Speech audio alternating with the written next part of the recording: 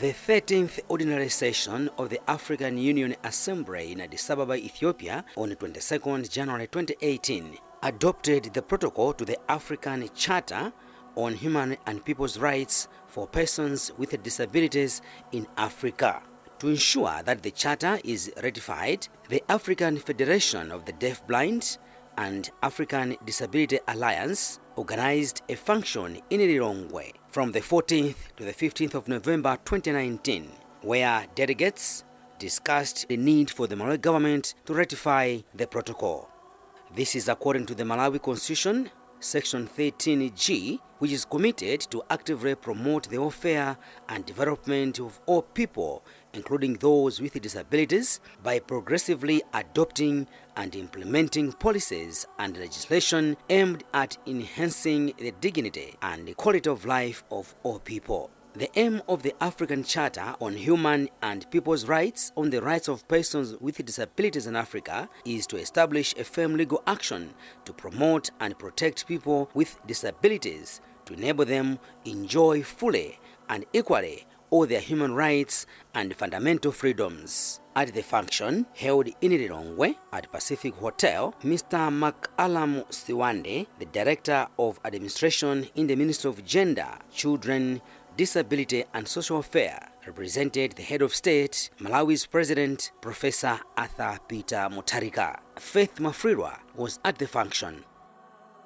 According to Swande, government is geared to ratify the protocol to the African Charter on Human and People's Rights for Persons with Disability, saying it is the only way efforts aimed at eliminating discrimination against persons with disability can succeed.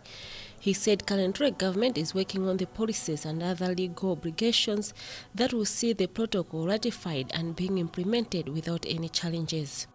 This workshop is organized to discuss the African Protocol on Disability. This protocol was adopted in Ethiopia in 2018. Now for the protocol to be enforced, to be effective, 15 AU countries must ratify it. But now only 6 countries have ratified it, and then in Southern Africa only 1 country has ratified it, which is South Africa. And this workshop is actually to work on procedures and policies on how Malawi can ratify it. So Malawi is working at becoming the 2nd country to ratify the protocol. Why is it taking so long to ratify this protocol? Well, there are a couple of procedures which have to be followed for countries to ratify. That's why it's taking some time. That's why it's important to sensitize the stakeholders on the procedures that are required to ratify. There are some fulfillments which you have to make. Now, that's why we have this meeting to sensitize people, in order to get views from the key stakeholders on what should be done to speed up the process of ratifying.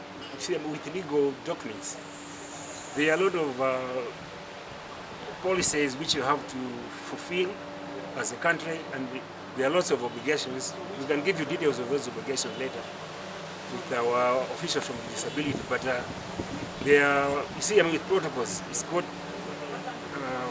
policies and requirements which have to be met before you qualify to sign. So that's why we brought in stakeholders from various organizations, our friends from the disability organizations, from the foreign affairs, and our legal minds, because these are legal documents. So we have to make sure that what we're signing for meets the requirements of the protocol, and then we should know what we're signing for, because there are obligations which are spelled in the protocol. Now we have to understand those so that what we sign for should be agreeable to the government of Malawi.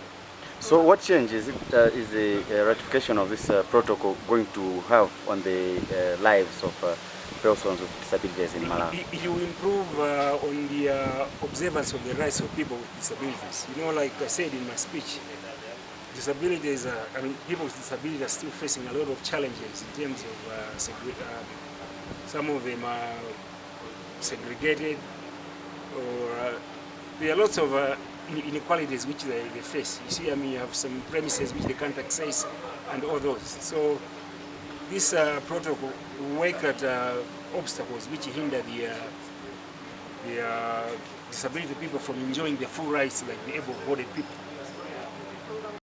And the chairperson for the African Disability Alliance, Ezekiel Kumwenda, said time has come for the country to put the welfare of people with disabilities as a priority, saying they have the capacity to help in development once given chance to prove themselves. He says it is unfortunate that despite having very good legislations, there has always been lack of implementation, which renders the efforts meaningless. Beginning with the United Nations Convention on the Rights of People with Disabilities, we have got also the what we call Disability Act. We have got also this legal instrument like the UN Standard Laws. You know, these are some of the legal documents that Malawi signed and ratified. But you know, to our disadvantage is that actually most of these legal documents are not yet being put into practice. You know, it's like a partial implementation, so we are not happy with that, the partial implementation. What we are looking for now is the full implementation of these legal instruments, because once we do that, it means all of us will be treated as equal people. Maybe the government has not decided just because of the fear of that maybe if we do this, maybe our colleagues will do this. But you know, the African Union, you know, made a deliberate move to come up with this optional protocol that maybe some of these articles that are inside these legal instruments, they can be implemented to the full maximum without any other problem. That's why we say that actually, if Malawi can be part and parcel ratifying this protocol, it will do good to people with disabilities in Malawi, because they will start enjoying their rights to the full maximum.